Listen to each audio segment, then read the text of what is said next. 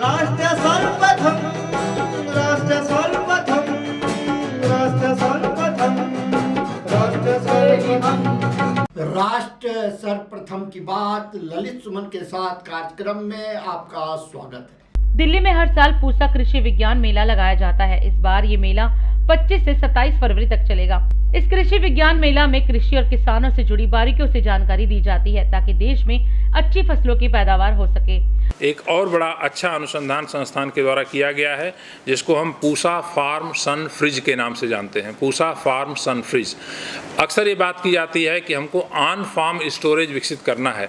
सबसे बड़ी चुनौती जिसको लेकर के इतनी चर्चा हो रही है कि हमारा 30 से 40% जो फल सब्जी में नुकसान होता है पोस्ट हार्वेस्ट लॉसेज जो हैं। उसी तरह से अगर अनाज की हम बात करें, धान और गेहूं की, तो 10% नुकसान होता है। अगर हमारा अनाज का कुल उत्पादन 295-300 मिलियन टन है तो उसमें से 10 मिलियन टन यानी कि 30 मिलियन टन का नुकसान हो जाता है, जिसकी वैल्यू 80,000 करोड़ रुपए की होती है। तो ये 30 मिलियन टन 80,000 करोड़ का हम पैदा करते हैं, उसमें खाद लगता है, पानी लगता है, उसमें वातावरण में ग्रीन हाउस गैस उत्सर्जन होता है और उसका परिणाम होता है कि हम उसको भंडारण नहीं कर पाते हैं। राष्ट्र सर्वप्रथम की टीम ने भारतीय कृषि अनुसंधान केंद्र पहुंचकर कृषि अनुसंधान के निदेशक डॉक्टर अशोक से बात की। यह मेला पिछले साल की मेला की तुलना में भिन्न क्यों है? जैसा कि आप जानते हैं, कोरोना अभी पूरी तरह से ख़त्म नहीं हुआ है, तो हमने निर्णय लिया कि मेले को हम सीधा प्रसारण इसके उद्घाटन से लेकर के समापन तक YouTube के माध्यम से, वेब लिंक के माध्यम से करेंगे ताकि देश के हर कोने में बैठा हुआ किसान मेले का पूरा कार्यक्रम शुरू से लेकर के अंत तक देख सके। कोई ज़रूरी नहीं है कि किसान भाई को फिजिकली यहाँ पर मेले में आना है। जो हमारे आसपास के किसान हैं उनसे हमने अनुरोध किया है कि एक गांव से सभी किसान एक दिन ना आएँ, वो 3 दिन में आपस में बांट करके कम संख्या में आए ताकि हम दूरी को बना रखें। इसके साथ साथ जो है कई नई टेक्नोलॉजी संस्थान के द्वारा जो विकसित की गई हैं उनका प्रदर्शन आयोजित किया गया है। रबी की जितनी फसलें हैं, फल फूल सब्जियों की, इसके अलावे फसलों में गेहूं, मसूर, चना, सरसों, ये इनका प्रदर्शन लगाया गया है। जो नई किस्में हैं, धान में एक नई किस्म पूसा बासमती 1692 इस साल विकसित की गई है, उसका बीज हम किसान भाइयों को उपलब्ध कराएंगे। और इसके साथ ही साथ गेहूं में 2 नई किस्में आई हैं जिनमें कि लोहा तत्व, जस्ता तत्व भरपूर मात्रा में पाया जाता है, 40 ppm से ज़्यादा। और इसमें एक किस्म है HD 3298 और दूसरी किस्म है HI 1633। तो इनका बीज भी हम अगले सीजन में, अब तो रबी के सीजन में इनका बीज दिया जाएगा, वो हम उपलब्ध कराएंगे। किसान गोष्ठी तीनों दिन होगी, करीब 6 तकनीकी सत्र हैं जिसमें हम चर्चा करेंगे। जो नवोन्मेषी किसान हैं उनका एक सत्र होगा, महिला सशक्तिकरण के ऊपर एक सत्र होगा। इसके अलावे जो कृषि कानून लाए गए हैं कृषि में सुधार के लिए, उनके ऊपर भी चर्चा करके उनके बारे में जानकारी किसान भाइयों को उपलब्ध कराई जाएगी और जो भ्रांतियां हैं उसके बारे में वो दूर की जाएगी विशेषज्ञों के द्वारा।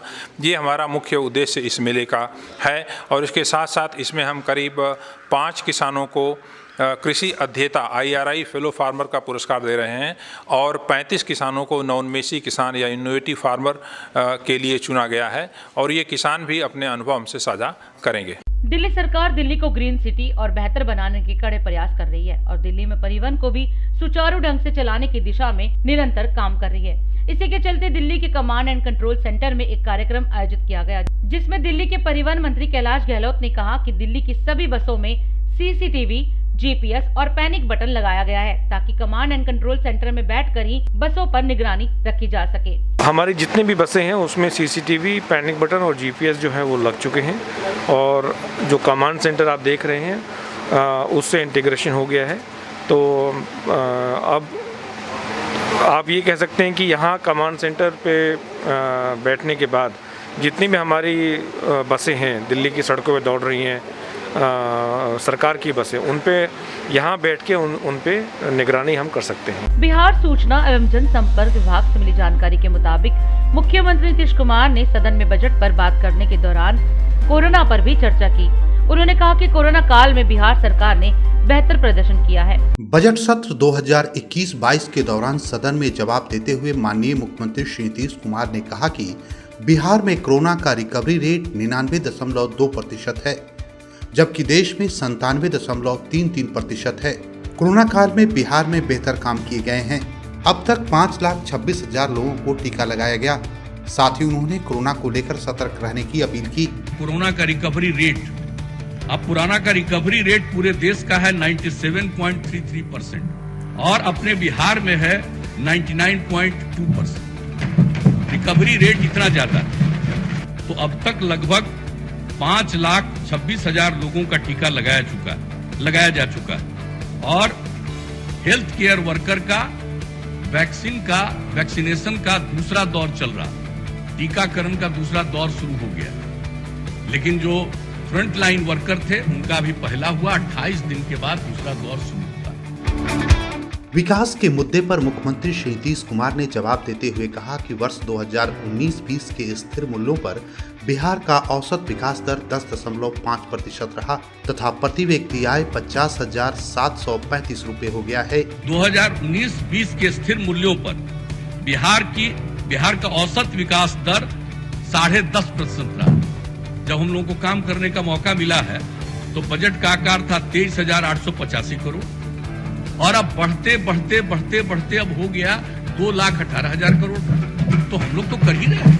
2004-5 में वर्तमान मूल्यों पर प्रति व्यक्ति आय, आज के मूल्य पर प्रति व्यक्ति आय थी 7,914 रुपए, यही था पहले, और आज हो गया है 2019-20 में बढ़ करके अब प्रति व्यक्ति आय हो गया है 50,735।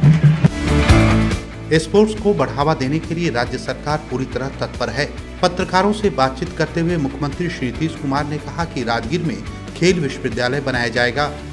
वहां स्टेडियम के निर्माण कार्य के अलावा खिलाड़ियों को प्रेरित करने के लिए पहले से काम हो रहा है। खेल के लिए भी एक विश्वविद्यालय बनाने की बात है और चूंकि आप जानते हैं कि राजगीर में इतने बड़े पैमाने पर काम हो रहा है तो यही तय किया गया कि और कहीं किसी जगह लेने की जरूरत नहीं पड़ेगी, वहीं पर विश्वविद्यालय बनाएंगे। तो जान रहे हैं आज का तय नहीं है, ये तो 10 साल पहले से तय है और उस पर काम होना जितने बड़े पैमाने पर शुरू हुआ, स्टेडियम से लेकर के एक काम वहाँ पर किस तरह से लोगों के खिलाड़ियों को प्रेरित करने के लिए काम हो रहा है, इसलिए सोच करके ही सब लोगों ने विचार किया और कहा कि वहीं पर खेल के लिए विश्वविद्यालय बनाना अच्छा होगा। मुख्यमंत्री श्री नीतीश कुमार ने कटिहार के कुर्सेला थाना क्षेत्र में NH-31 पर सड़क दुर्घटना में मारे गए लोगों के परिजनों के प्रति गहरी संवेदना व्यक्त की है। उन्होंने कहा कि यह दुर्घटना काफी दुखद है। उन्होंने परिजनों को दुख की इस घड़ी में धैर्य धारण करने की शक्ति प्रदान करने की ईश्वर से प्रार्थना की। साथ ही उन्होंने दुर्घटना में गंभीर रूप से घायल लोगों के समुचित इलाज का निर्देश दिया तथा उनके शीघ्र स्वस्थ होने की कामना की। सिवान के जिलाधिकारी अमित कुमार पांडे ने जिला स्तरीय स्वास्थ्य विभाग की समीक्षा बैठक की। इस दौरान उन्होंने कोरोना टीकाकरण, आयुष्मान कार्ड, कालाजार, पोलियो अभियान, ई-औषधि पोर्टल पर उपलब्ध दवाओं की प्रविष्टि एवं स्वास्थ्य संस्थानों में साफ सफाई की प्रगति की समीक्षा की एवं आवश्यक दिशा निर्देश दिए। नवादा के जिला पदाधिकारी श्री यशपाल मीणा ने नारदीगंज प्रखंड के मोतनाजे में गंगा जल उद्भव योजना के कार्य प्रगति का जायजा लिया। इस दौरान उन्होंने पड़रिया, पंडप्पा एवं हिसुआ क्षेत्र से गुजरने वाली NH-32 निर्माण की कार्य प्रगति का भी निरीक्षण किया। बक्सर के जिला पदाधिकारी श्री अमन समीर ने ब्रह्मपुर प्रखंड अंतर्गत गायघाट पंचायत में स्वास्थ्य उप केंद्र के नवनिर्मित भवन का निरीक्षण किया। इस दौरान उन्होंने हर घर नल का जल योजना के तहत बनाए गए जल मीनार एवं संयंत्र का भी निरीक्षण किया तथा आवश्यक दिशा निर्देश दिया। सहरसा के जिलाधिकारी श्री कौशल कुमार ने आयुष्मान पखवाड़ा के अंतर्गत पंचायत स्तर पर आयोजित विशेष कैंप के माध्यम से बनाए जा रहे गोल्डन कार्ड की प्रगति के संबंध में समीक्षा बैठक की। इस दौरान उन्होंने संबंधित अधिकारियों को आवश्यक दिशा निर्देश दिए। बेगूसराय के जिला पदाधिकारी श्री अरविंद कुमार वर्मा की अध्यक्षता में अभियोजन कार्यों की समीक्षा की गई। इस मौके पर उन्होंने संबंधित अधिकारियों को लंबित मामलों के निष्पादन का निर्देश दिया।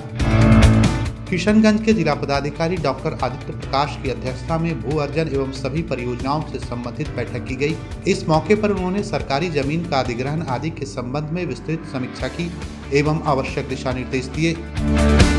मशरूम की खेती को बढ़ावा देने हेतु जहानाबाद जिला प्रशासन पूरी तरह तत्पर है। जिला पदाधिकारी श्री नवीन कुमार ने किनारी पंचायत के कुम्हवा गांव में मशरूम उत्पादन का निरीक्षण किया। इस मौके पर उन्होंने बताया कि इसके लिए जिले को कलेक्शन सह पैकेजिंग सेंटर के रूप में विकसित किया जाएगा। मुजफ्फरपुर के जिलाधिकारी एवं उप विकास आयुक्त ने AES और चमकी बुखार पर प्रभावी नियंत्रण के मद्देनजर नुक्कड़ नाटक के दलों को हरी झंडी दिखाकर विभिन्न प्रखंडों में रवाना किया।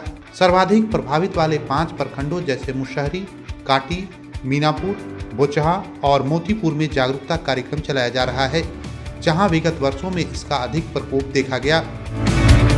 खगड़िया के जिलाधिकारी ने कृषि विभाग के पदाधिकारियों के साथ गांव में अपनी जमीन पर मिनी मिट्टी प्रयोगशाला स्थापित करने के लिए इच्छुक किसानों के चयन के संबंध में बैठक की एवं आवश्यक दिशा निर्देश दिए।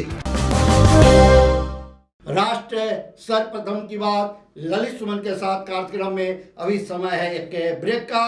22 वर्षों से प्रकाशित मदर इंडिया पत्रिका, पढ़ते रहे देश दुनिया की खबरों के लिए।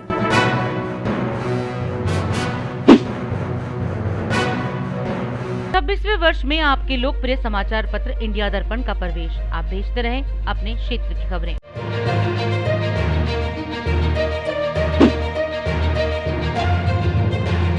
28 फरवरी को दिल्ली नगर निगम की 5 सीटों पर होने वाले उपचुनाव में जहां दिल्ली की राजनीतिक पार्टियों की तैयारियां जोरों पर है, तो वहीं भाजपा ने भी अपने प्रत्याशियों के समर्थन में कोई कसर नहीं छोड़ी। राष्ट्र प्रथम की टीम ने शालीमार बाग 62N की भाजपा प्रत्याशी सुरभि जाजू और भारतीय जनता पार्टी के प्रदेश महामंत्री हर्ष मल्होत्रा से आगामी दिल्ली नगर निगम के उपचुनाव पर बात की। आइए देखते हैं संवाददाता मिहिर झा की रिपोर्ट। दिल्ली नगर निगम का उपचुनाव हो रहा है। मैं अभी शालीमार बाग में हूँ। प्रदेश भाजपा के अध्यक्ष के नेतृत्व में उपचुनाव से ठीक पहले पद यात्रा हो रही है भारतीय जनता पार्टी की, और भारतीय जनता पार्टी की युवा उम्मीदवार सुरभि जाजू जी मेरे साथ में है।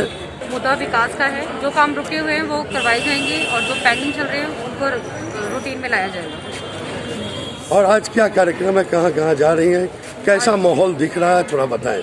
आज हमारी पद यात्रा है। आज हमारे प्रदेश अध्यक्ष आदेश गुप्ता जी के नेतृत्व में साई मंदिर से शुरू होकर BF ब्लॉक तक जाएगी।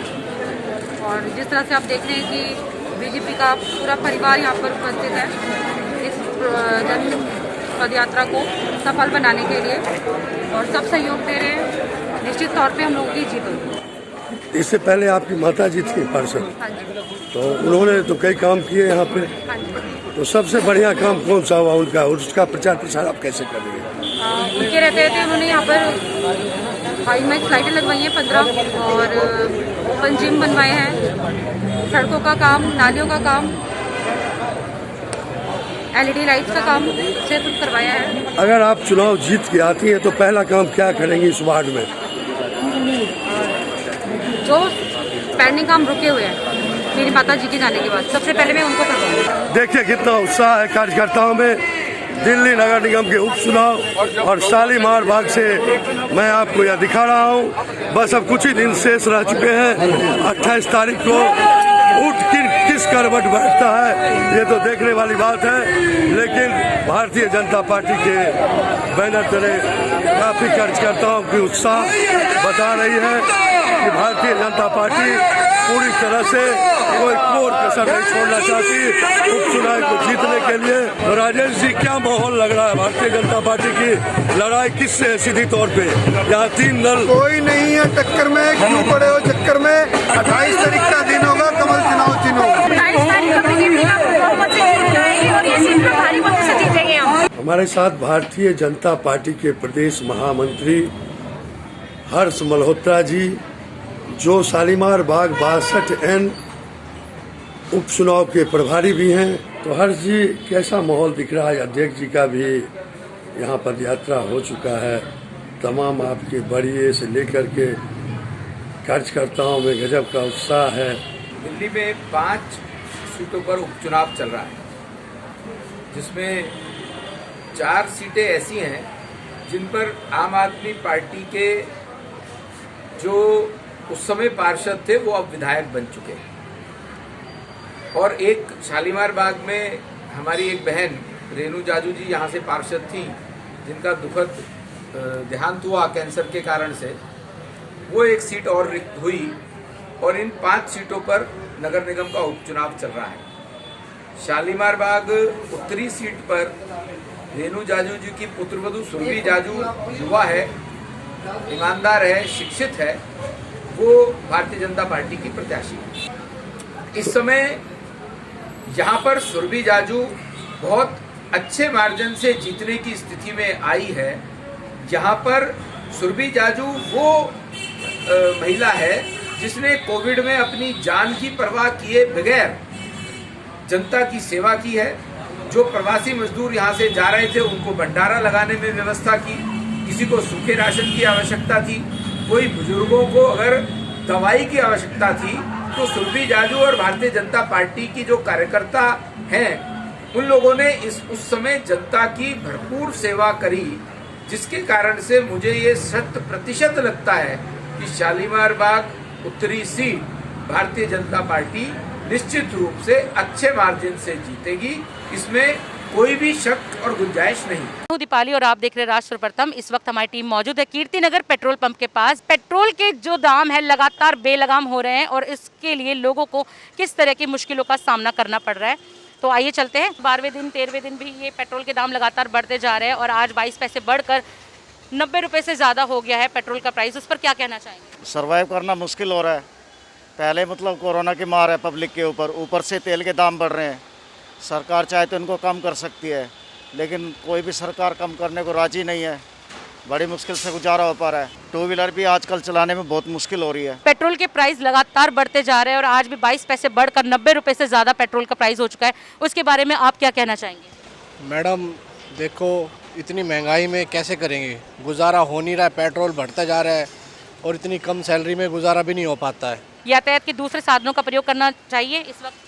मैडम ज़रूर करना चाहिए, क्योंकि पेट्रोल तो ऐसा हो गया है बिल्कुल ही सोने के भाव पे जा रहा है। सर, जैसे पेट्रोल के प्राइस लगातार बढ़ते जा रहे हैं और दूसरे राज्यों की बात करें तो राजस्थान में तो 100 से पार जा चुका है पेट्रोल का प्राइस। क्या लगता है कि सरकार को पेट्रोल के प्राइस पर लगाम लगानी चाहिए?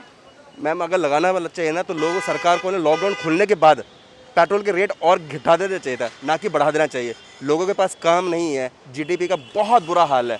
जयराम जी, जैसे पेट्रोल के प्राइस लगातार बढ़ते जा रहे हैं तो क्या कहना चाहेंगे? मैम, इसके बारे में यही कहना चाहें, महंगाई से पहले जूझ रहे हैं और अब पेट्रोल के रेट बढ़ गए, सिर्फ सीधा जेब पे असर पड़ रहा है। एक तो तनख्वाह इतनी है नहीं कि हम पेट्रोल रोड डलवा सके। अभी जब से ये रेट बढ़ा तब से मैं पेट्रोल डलवा ही नहीं रहा हूँ। पेट्रोल के दाम बढ़ रहे हैं तो दूसरे यातायात के साधन अगर यूज़ करना चाहे तो उनके बारे में क्या राय है? मैम, मैं अभी सोच रहा हूँ, 15 दिन से सोच ही रहा हूँ कि बस से ट्रैवल करूँगी। से जानना चाहेंगे, जिस तरह से पेट्रोल के दाम लगातार बढ़ते जा रहे हैं और मुंबई में जो दूसरा पेट्रोल है, साफ पेट्रोल, वो 100 रुपये से पार है। राजस्थान में नॉर्मल पेट्रोल 100 रुपये से पार चला गया, उसके बारे में आप क्या कहना चाहेंगे? ये जो पेट्रोल का दाम है 2014 में जब मनमोहन सिंह सरकार गई थी तब $108 पर बैरल था। आज की डेट में अराउंड $60 पर बैरल है, तो अप्रॉक्स हाफ है। और उस वक्त 68 रुपीज़ में हमें पेट्रोल मिल रहा था। तो आज की डेट में ये 50 रुपये से ऊपर विद टैक्स नहीं होना चाहिए। तो अब आप मतलब 50 रुपीज़ अब टैक्स दे रहे हैं, तो 30 रुपये उसका बेसिक प्राइस है। तो 85 रुपये 90 रुपये अगर पेट्रोल जा रहा है तो वेस्ट ही है ना मैडम। सरकार ये बोलती क्रूड ऑयल जो बढ़ते हैं दाम उसके, तब यहाँ पर पेट्रोल के दाम भी बढ़ना स्वाभाविक। इंटरनेशनल लेवल पे 2014 में $108 पर बैरल था। आज की डेट में इंटरनेशनल वही रेट $60 है, उसका हाफ है अप्रॉक्स, राइट। तो उस वक्त वो पेट्रोल हमें 70 में मिल रहा था, तो आज 100 कैसे हो सकता है? देखिए, इंटरनेशनल मार्केट में जो क्रूड ऑयल है वो काफ़ी कम रेट पर है। जो मेन प्रॉब्लम मुझे समझ में आती है वो यही है कि जो ये स्टेट गवर्नमेंट और जो सेंट्रल गवर्नमेंट जो ये इस पर टैक्सेस लगा रही है वो बहुत ज़्यादा है। उसको कम करना चाहिए और उसको जीएसटी के दायरे में लाना चाहिए। अगर हायर से हायर स्लैब में भी डालेंगे तो भी इतना महंगा पेट्रोल और डीजल नहीं होगा। और ये बेसिक नीड के अंदर आ गया है। अगर इसके रेट कम नहीं होंगे तो ओवरऑल सभी जगह जो है महंगाई काफ़ी ज़्यादा बढ़ जाएगी। तो मुझे लगता है कि गवर्नमेंट को जो चाहिए, स्टेट गवर्नमेंट को भी और सेंट्रल गवर्नमेंट को भी, कि अपने जो रेट्स हैं वो थोड़े कम करें। इसके लिए सरकार को चाहिए कि जो एक्साइज ड्यूटी है उस पर ध्यान दे। ध्यान ना देने की वजह से रेट जो है बढ़ते हैं। अगर ये उसके वजह एक्साइज ड्यूटी जो इनकी लगती है उसके ऊपर कमी करेंगे तो रेट कभी भी नहीं बढ़ेंगे, कम भी हो सकते हैं। मोदी जी की आत्मनिर्भर भारत की ओर पहल में उत्तरी दिल्ली नगर निगम और चिंतन स्वयंसेवी संस्था द्वारा करमपुरा वार्ड 99 के क्षेत्र में जखीरा फ्लाईओवर के नीचे संचालित मटेरियल रिकवरी फैसिलिटी केंद्र पार्षद सुनीता मिश्रा के प्रयास से खोला गया, जिसका मकसद सफाई व्यवस्था सुदृढ़ और मजबूत बनाना है। इसके अंदर क्षेत्र के कूड़े को यहाँ अलग अलग कर उसका निस्तारण किया जाएगा। ये प्लांट लगभग 2 करोड़ की लागत से बना है, जिसमें क्षेत्रीय लोगों को रोजगार भी मिला है। इस प्लांट के लगने से वायु प्रदूषण को कम तो किया जाएगा, साथ ही यहाँ पर कंपोस्टिंग के द्वारा खाद भी बनाई जाएगी, जिससे ये खाद पार्कों व पेड़ पौधों में प्रयोग की जाएगी। कोरोना वायरस महामारी की वजह से भारत समेत लगभग पूरी दुनिया एक बड़े संकट का सामना कर रही है और भारत में 2 कोरोना वैक्सीन बनने के साथ वैक्सीनेशन की प्रक्रिया भी जारी है। लेकिन देश के कुछ राज्यों में पिछले कुछ दिनों से कोरोना के मामले लगातार बढ़ते जा रहे हैं। केंद्रीय स्वास्थ्य मंत्रालय की ओर से बुधवार सुबह जारी आंकड़ों के अनुसार कुल 1,07,26,702 लोगों के संक्रमण मुक्त होने के साथ ही देश में मरीजों के ठीक होने की दर बढ़कर 97.25% हो गई है। तो वहीं कोविड-19 से मृत्यु दर 1.42% है। और जिन इलाकों में कोरोना संक्रमण के मामले ज्यादा बढ़ते हुए दिखाई दे रहे हैं, वहां पर सरकार ने स्वास्थ्य कर्मियों और फ्रंट लाइन वर्कर्स को टीका लगाने की रफ्तार तुरंत बढ़ाने के लिए कहा है। आपको बता दें कि महाराष्ट्र व केरला में सबसे ज्यादा कोरोना के मामले बढ़ रहे हैं। तो वहीं कोरोना के प्रसार को रोकने के लिए दिल्ली में 5 राज्यों से आने वाले लोगों को कोरोना रिपोर्ट नेगेटिव दिखाने पर ही दिल्ली में एंट्री मिलेगी। हालांकि दिल्ली से सटे हरियाणा और उत्तर प्रदेश को इन राज्यों में शामिल नहीं किया गया है। कोरोना के मामले भी अब बढ़ते नजर आ रहे हैं। दूसरे राज्यों में कई जगह लॉकडाउन भी लग चुका है। तो कोरोना को देखते हुए आपको क्या लगता है कि सरकार को किस तरह से इसको रोकना होगा? वैसे सरकार को ना सोशल डिस्टेंसिंग करवानी चाहिए और लॉकडाउन तो इसका कोई परमानेंट हल है नहीं। ठीक है, पब्लिक को भी अवेयर होना चाहिए इस मामले में कि वो सोशल डिस्टेंसिंग रखें और मास्क पहन के निकलें। और सरकार को भी मतलब चाहिए कि वो कंपलसरी मास्क रखे, कि पब्लिक मास्क पहने। अगर कोई नहीं पहनता है तो उस पर थोड़ा बहुत जुर्माना भी लगाया जाए, ताकि आदमी थोड़ा सा अवेयर होए उसकी तरफ। फिर से लॉकडाउन लगने की गुंजाइश होती है तो आप उसको सहमति देंगे? सारे मतलब काम धंधे सबके चौपट हो जाएंगे। लॉकडाउन लगना कोई परमानेंट हल नहीं है मेरे विचार से। तो लॉकडाउन नहीं लगना चाहिए, हम अपने काम भी करें और कोरोना से लड़ते भी रहें। कोरोना के केसेस भी बढ़ते जा रहे हैं और मुंबई के कई जिलों में लॉकडाउन भी लगाया जा चुका है। तो उसके बारे में क्या कहना चाहेंगे? सरकार को कोरोना को लेकर किन नियमों का पालन करना चाहिए ताकि कोरोना के बढ़ते प्रसार को रोका जाए? जिस तरह से सब खोला गया था ना, तो उसी अनुसार दोबारा से हर जगह पे कैंप लगाने चाहिए, जांच होनी चाहिए, टेस्टिंग वगैरह जरूर होनी चाहिए। लेकिन हमें कहीं भी टेस्टिंग वगैरह कहीं नहीं दिखती। हम पूरे दिन रोड पे घूमते हैं तो हमें आज तक कहीं पे टेस्टिंग वगैरह सरकार की तरफ से कहीं भी नहीं दिखाई देती। फिर से लॉकडाउन लगने की गुंजाइश होती है तो लॉकडाउन को लेकर सहमत होंगे आप? लॉकडाउन लग जाएगा तो बुरी हालत हो जाएगी देश की, बहुत ज़्यादा। लॉकडाउन लगने के बाद बड़ी मुश्किलों से तो कुछ रोजगार हुआ है, फिर वो भी ख़त्म हो जाएगा। लॉकडाउन तो लगना नहीं चाहिए मेरे हिसाब से। तो कोरोना के मामले भी दिन प्रतिदिन बढ़ते जा रहे हैं और मुंबई में काफ़ी बेलगाम हो चुके हैं कोरोना के केसेस। कई जिलों में मुंबई के लॉकडाउन भी लगाए जा चुके हैं। उसके बारे में आप क्या कहना चाहिए? कोरोना को किस तरह से कम किया जाना चाहिए? अब मुंबई की मान के चले जाइए, यहाँ पानीपत में भी, हरियाणा में भी लेके चलिए। वहाँ पे मैं भी कुछ दिन पहले भी गया हूँ मैं, मगर वहाँ पे ना कोई लॉ नहीं है। बिना मास्क के लोग सर्वाइव कर रहे हैं, बिना हेलमेट के लोग सर्वाइव कर रहे हैं। यहाँ 2000 रुपये चलान है, दिल्ली के अंदर 2000 रुपये चलान है। हरियाणा में क्यों नहीं है? लॉकडाउन इसका सोल्यूशन है? आई थिंक सो नहीं। काम आज की डेट में किसी के पास नहीं है। अच्छी से अच्छी कंपनियां बैठ गई हैं और जिनके पास काम है तो वो लोग आधी सैलरी पे या 70% पे सैलरी पे काम करवाने तैयार है और मजबूरी में लोग कर रहे हैं। कोरोना के केसेस भी बढ़ते नजर आ रहे हैं। दूसरे राज्यों में कोरोना के केसेस बहुत ज़्यादा बढ़ रहे हैं। राज्यों के कई जिलों में लॉकडाउन भी लगाया जा चुका है। तो उसको लेकर क्या कहना चाहेंगे? कोरोना जैसे केस बढ़ रहे हैं तो सरकार ने जो गाइडलाइन चालू कर रखी है तो पब्लिक को, आम लोगों को ही गाइडलाइन का फॉलो करना चाहिए ताकि कोरोना का केस और ज़्यादा डाउन हो हमारी दिल्ली के अंदर। पहले हम लोग 1 साल जूझ चुके हैं कोरोना लॉकडाउन से। हम नहीं चाहते दोबारा लॉकडाउन लगे, जिससे हमारी जो काफ़ी मुसीबत के बाद थोड़ा सा उभर आया है। अगर दोबारा लॉकडाउन हो जाए तो गरीब जनता इसमें पिस जाएगी। तो इसके लिए सरकार को चाहिए कि जो अभी देखने में आ रहा है लोगों ने दोबारा मास्क पहनने बंद कर दिए हैं, तो उस पर चाहिए कि दोबारा सख्ती करे और ज़्यादा चालान, पहले से भी ज़्यादा चालान करे। और जहाँ जहाँ लोगों ने गैदरिंग करते हैं मार्केट में, हॉस्पिटल में या कहीं और भी, तो वहाँ उनको सबको जागरूक करना चाहिए कि वो सोशल डिस्टेंसिंग रख के अपने काम करें। और लोगों ने देखा है सैनिटाइज़र भी पहले बहुत यूज़ करा, वो भी बंद कर दिया उन्होंने यूज़ करना। तो ये सब सरकार को चाहिए कि सब ये जागरूक करे। देखने में आ रहा है बॉम्बे में कि वहाँ कई जगह पे लॉकडाउन दोबारा हो रहा है। तो ये सरकार को चाहिए, दिल्ली सरकार को चाहिए, केंद्र सरकार को चाहिए कि यहाँ पे सब ध्यान रखा जाए। क्योंकि अब देखा जा रहा है कि पहले तो अनाउंसमेंट भी होती थी कि सोशल डिस्टेंसिंग रखो, सैनिटाइजर यूज़ करो और मास्क लगाओ। अब कोई भी देख रहा है प्रचार, कोई सब प्रचार बंद हो गए हैं। एक तो मास्क के लिए हर एक आदमी को थोड़ी सी है ना सख्ती बरतनी चाहिए। दूसरी बात यह है कि है ना सोशल डिस्टेंसिंग होनी चाहिए। और तीसरी बात यह है कि भाई हर एक आदमी जो बस में या ट्रेन में या मेट्रो में जा रहा है उसके लिए भी सोशल डिस्टेंसिंग होनी चाहिए और भीड़ भाड़ मार्केटों में भीड़ भाड़ इतनी नहीं होनी चाहिए। थोड़ा सा है ना देखभाल जो बहुत ज़रूरी है और देख रेख नहीं होगी तो हमारे दिल्ली में भी ऐसे कोविड हो जाएंगे जिससे जैसे बॉम्बे में हो रहे हैं। जहाँ तक मुझे लगता है कि सरकार को और सख्ताई बरतते हुए जो सोशल डिस्टेंसिंग है, जो मास्क लगाने का है, जो भी ये गाइडलाइन दी थी उसको सख्ती से फॉलो करना, तो एकमात्र रास्ता है जिससे कि इस सब चीज़ों से बचा जा सकता है। यही कि मास्क का पालन जितने जोर शोर से हो सके उतना होना चाहिए और इसका जो है खमियाजा दूसरे लोग भी भुगतेंगे अगर सरकार इसके ऊपर सख्ती ना बरते तो। दिल्ली सरकार को सख्ती बरतनी चाहिए। निकाय चुनाव में बीजेपी के शानदार प्रदर्शन पर बोले पीएम मोदी, शुक्रिया गुजरात। भारतीय सेना की ताकत बढ़ाने पर जोर, 13,500 करोड़ की रक्षा खरीद को मंजूरी। दिल्ली मेडिकल एसोसिएशन ने हर्षवर्धन की आलोचना वाले आईएमए के बयान पर जताई आपत्ति। भाजपा नेताओं ने राहुल गांधी पर लगाया उत्तर भारतीयों का अनादर करने का आरोप। भाजपा नेता राकेश सिंह मादक पदार्थ मामले में गिरफ्तार। मॉरिशस में भारतीय प्रवासियों से बोले एस जयशंकर, ऐसा लगता है कि मैं घर आ गया। यूपीएससी उम्मीदवारों को सिविल सेवा परीक्षा में नहीं मिलेगा अतिरिक्त मौका, सुप्रीम कोर्ट ने खारिज की याचिका। दिल्ली में सख्ती जारी, कोरोना रिपोर्ट होगी नेगेटिव तभी मिलेगा दिल्ली में प्रवेश। दुनिया के सबसे बड़े क्रिकेट स्टेडियम मोटेरा स्टेडियम में एक अंतर्राष्ट्रीय क्रिकेट मैच आयोजित किया जाएगा। रणवीर सिंह का सोशल मीडिया पर पावरी वीडियो वायरल, गाजर का हलवा लिए आए नजर।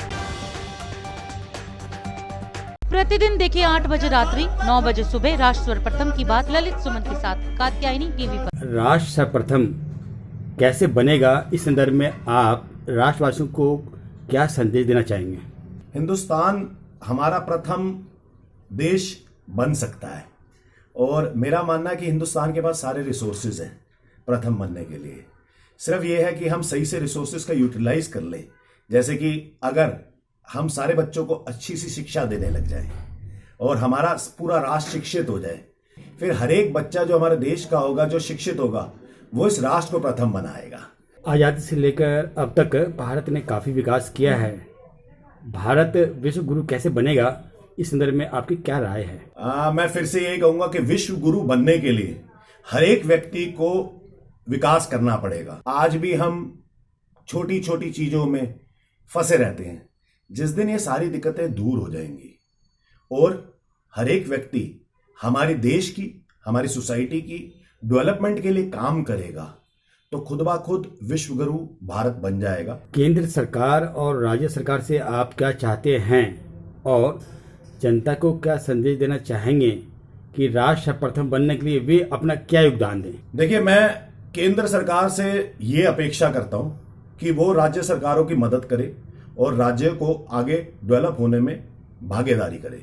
दूसरी बात, केंद्र सरकार से मैं ये भी मदद चाहता हूं कि केंद्र सरकार शिक्षा पे, स्वास्थ्य पे खास ध्यान दे, ताकि शिक्षा अच्छी होगी तो हमारे बच्चे शिक्षित हो सकेंगे और देश का विकास होगा।